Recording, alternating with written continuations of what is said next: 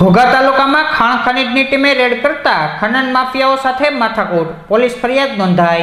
ઘોઘા તાલુકાના ભીખડા ગામે ગેરકાયદેસર ખનન પ્રવૃત્તિ ચાલતી હોય જેની માહિતી ખાણ ખનીજ વિભાગના અધિકારીઓને મળી હતી। જે માહિતીના આધારે અધિકારીઓ સ્થળ ઉપર દોડી ગયા હતા। તે સમયે ગેરકાયદેસર રીતે ખનન કરતા જેસીબીને અટકાવવામાં આવ્યું હતું। આ સમયે જેસીબીના ચાલક હારિતસિંહ હનુભા ગોહિલે અધિકારીઓ સાથે માથાકૂટ કરતા ખોદણકામ કરી રહ્યા જેસીબીને ડિટેન કરી વર્તેજ પોલીસે હારિતસિંહ ગોહિલ વિરુદ્ધ ફરજમાં રૂકાવટની ફરિયાદ નોંધાવવામાં આવી હતી।